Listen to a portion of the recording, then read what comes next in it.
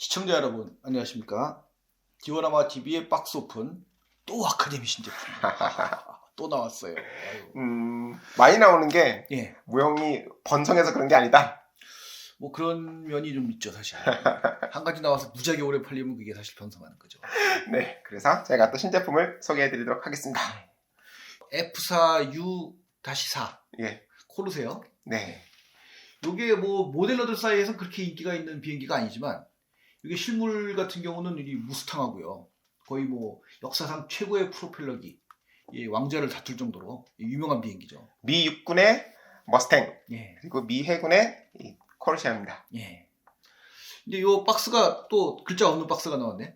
제가 알기로 처음인 것 같아요. 그 한우 마크 일반판 그게 처음 나왔고, 요거 이제 아카데미 마크가 로우 비즈로 들어있잖아요. 이렇게 박스아트에 제품명이나 문자가 쓰여 있지 않은 키트도 있었나요? 그 한우 마크 일반판이 처음이죠. 아카데미 말고서. 없죠. 세계 최초의 시도네. 네. 박스아트를 오래 갖고 딱 박스에 걸어놓고 싶어요. 예. 밑에 사람만 좀 더 있었으면 좋았을 것 같은데. 요 코르세어는 요 장진호 전투라고 나와 있습니다. 네. 그래서 요 장진호 전투에 활약한 코르세어의 마크를 이제 집어넣은 그런 키트가 되겠습니다. 박스아트에는 제품명이 쓰여 있지 않은데요. 옆에를 딱 보면 배틀 오브 장진 레저버. 예전 키트들을 보면은 드래곤이나 이런 데 보면은 초신이라고 써 있잖아요. 네. 6.25 그러니까 한국 전쟁 당시에 미국이 사용했던 지도는 일제 시절 때 만들었던 것이라서 전투 이름을 초신 일본식으로 적었다 하더라고요. 네. 사실은 함경도 장진이라는 네. 곳입니다. 네. 그래서 이 F4U 4형 네. 이 콜세어는 16가지 파생형 중에서 비교적 2차 세계대전 후반부 말기에 생산된 콜세어의 완성형이라고 부를 수 있는 형식입니다. 네. 그러면 이 개발 얘기부터 네. 말씀을 드리자면 유럽의 전쟁이 다가오던 1938년에 미군 해군부는 여러 항공기 제조사에 신형 전투기를 주문합니다. 네. 최고 속도는 높을수록 좋고 네. 최저 속도, 실속에 빠지는 속도는 시속 110km에도 추락하지 않을 것이라는 전제 조건을 달았습니다. 그래서 단일 엔진에 전금속제 그리고 각종 무장을 실을 수 있을 것 이런 조건으로 개발을 요구하고요. 1940년 10월에 보호트사는 시제기에 시험 비행에 성공했고요. 개량을 해서 1941년 4월에 F4U 1형 584대에 생산 계약을 하고 콜세어라는 이름을 붙이게 됩니다. 그리고 41년 12월 7일에 중대한 사건이 벌어지는데요. 진주만 기습 그리고 그 다음에 미드웨이 해전 이 두 개의 전투를 거치면서 미 해군은 당시에 주력 함재 전투기였던 F4F 와일드캣의 성능이 일본기인 제로 전투기 21형에 비해서 이하나형에 비해서 떨어진다라는 생각을 하게 됐나 봐요. 그래서 신형 전투기가 다급히 필요해졌고 콜세어는 실전 배치를 서두르게 됩니다. 이게 그 대전 말기 비행기라는 인식이 강한데 사실은 생산되기는 좀 이른 시기에 생산이 됐어요. 네. 최초까지 거슬러 올라가 보니까 1936년에 이미 기본 설계는 있었더라고요. 그리고 콜세어는 한눈에 알아볼 수 있는 특징이 있는데요. 이 역갈매기라 그러잖아요. 오. 이 갈매기가 이제 이렇게 돼 있잖아요. 이게 날개가. 네. 그러니까 그 독일군 슈투도 이렇게 돼 있잖아요. 그래서 네. 이거를 역갈매기형이라고 얘기를 합니다. 이 역갈매기 독특한 날개는 미군기 중엔 콜세어만 봤어요. 독일 비행기는 슈투카. 네. 엔진은 자그마치 최대 출력 2,800마력. 이야. 그 제로 전투기가 또 940마력이었나? 네. 그리고 조금 무리를 하면은 1,000마력까지. 3배네, 3배. 네, 3배고요. 최대 2,800마력, 기본 2,100마력의 강력한 엔진을 바탕으로 해서 아무래도 힘의 여유가 있으니까 이 조종석이나 이런 연료통에다가 전부 방탄판을 둘렀대요. 무장은 미군의 주력 기관총이라고 할 수 있는 59경 12.7mm M2 브라우닝 중기관총을 6정, 각 날개에 3정씩 장착을 하고 정당 탄약은 400발, 쉬지 않고 땡기면 30초 정도 발사할 수 있다고 하더라고요. 그리고 사형에 이르러서는 영국에서 수입한 20mm 히스파노 수의자, 20mm 기관포를 달 수 있도록 또 개량을 했고요. 이게 그 스피트파이어의 그 무장으로 유명하잖아요. 네. 그래가지고 위력이 엄청나가지고 아주 좀 유명한 그런 기관포입니다. 미국은 대전 내내 항공기용 20mm 기관포를 생산하지 못해서 예. 영국 거를 수입해서 달았어요. 예. 그런데 정작 20mm 기관포를 달긴 했지만 예. 일본기 상대로는 굳이 20mm 기관포가 필요가 없어서 예. 이 브라우닝 6정을 선호하는 조종사들도 있었다고 합니다. 그리고 최대 1.9톤가량의 폭장을 할 수 있었다고 합니다. 예. 그러니까 1.8톤이다 그러면은 그 우리 저 대전 초기에 쓰던 일본 그 일식 육상 공격기 있잖아요. 네.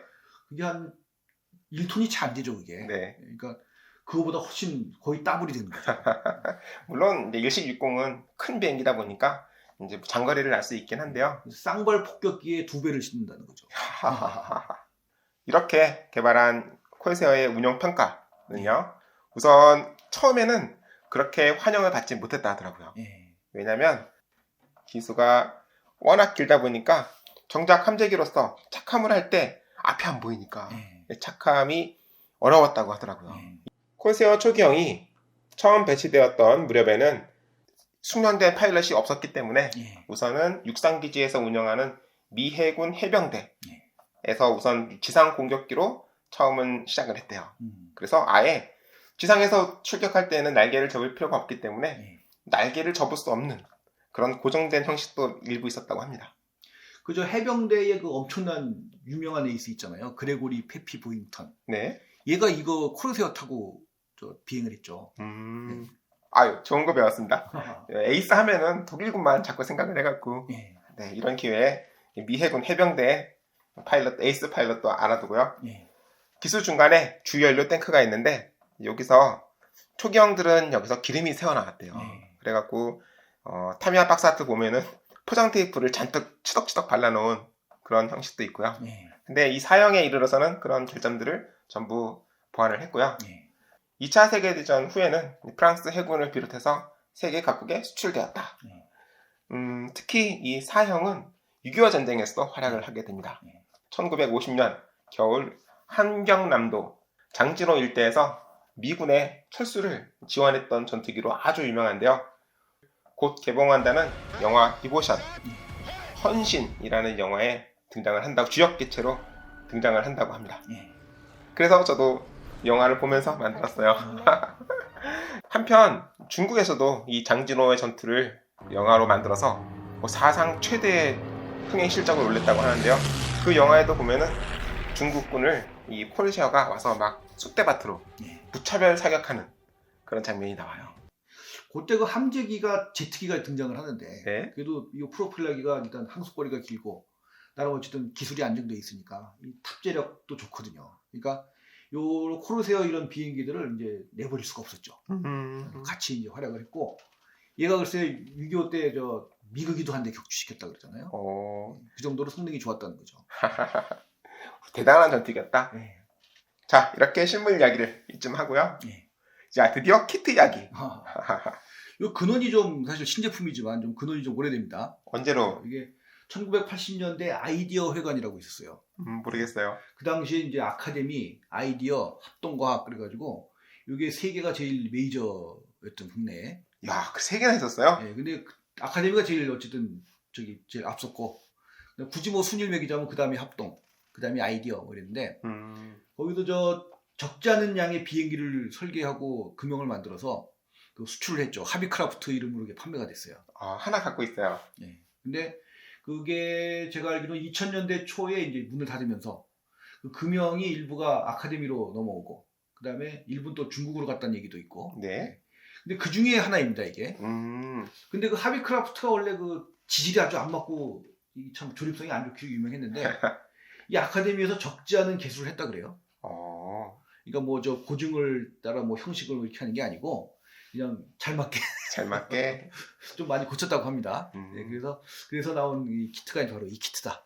그러면서 이걸 80년대 거지만 지금 시각에서 다시 재포장을 해서 이제 데칼 다 바꾸고 네. 박스 바꾸고 해서 신제품으로 나왔다. 이렇게 보시면 되는 거죠. 네. 그래서인지 만들어 보면은 요즘 키트 같지 않다라는 생각을 하게 되고요. 네. 그리고 여러 가지 형식을 한 번에 만들 수 있게 돼 있어서 또 구멍이라든가 기관포 구멍이라든가 탄피 배출구 같은 경우를 각 세부 형식, 원하는 형식에 따라 다 일일이 파야 되는 예. 그런 키트입니다. 예. 무엇보다 영화 디보션에 나오는 F4U 4 형식이 바로 이 키트예요. 예. 코스웨어가 다 비슷해 보여도 뜯어보면은 다 다르기 때문에 바로 이 형식 키트가 안성맞춤이고요. 예. 그래서 키트를 보면은 각종 무장을 선택해서 예. 붙이게 되어 있어요. 무장도 많이 들어있고 폭탄, 뭐 연료 탱크 이런 것들을 다 선택해서 붙일 수 있게 되어 있고요. 예. 조립성에 대해서는 그런 개수를 해서 그런지 옛날 키트 치고 꽤 잘 맞는다 예. 라고 말하고 싶지만 저도 만들어 놓고 보니까 안 맞는 부분도 있어요. 옛날 하비크래프트 만든 사람이 또 보면 깜짝 놀라겠죠. 이렇게 좋았었나 그러고. 그랬구나. 음. 고쳤구나. 그래서인지 모형 선배님들 집에 가서 키트 구경을 가잖아요. 그래서 키트를 옛날 키트 열어보면은 거기에 뭐 포신이다, 뭐 바퀴다, 뭐 여러 가지 부품들이 잔뜩 옵션이 들어있더라고요. 예. 왜 이런 거를 다 샀을까? 비행기보다 비쌀 텐데. 근데 이 키트를 만들면서 옛날 키트는 고쳐야 될 부분들이 적지 않았구나 이런 생각을 하게 되었어요. 그래서 저도 만들면서 조금 멋을 내려고 요 프로펠러 같은 경우도 프로펠러나 이 조준기 이런 것들을 다른 키트에서 끌어왔고요. 인형도 없길래 다른 키트에서 또 끌어왔습니다. 이 인형은 타미야째죠? 네, 여기 타미야의 미해군 인형이 있길래 그 중에 하나 끌어왔어요. 이 주인공 닮지 않았나요? 모르겠습니다. 그리고 데칼은 얇아서 패널 라인을 다 살릴 수 있어서 좋긴 한데요. 지나치게 얇다 보니까 잘 말려요.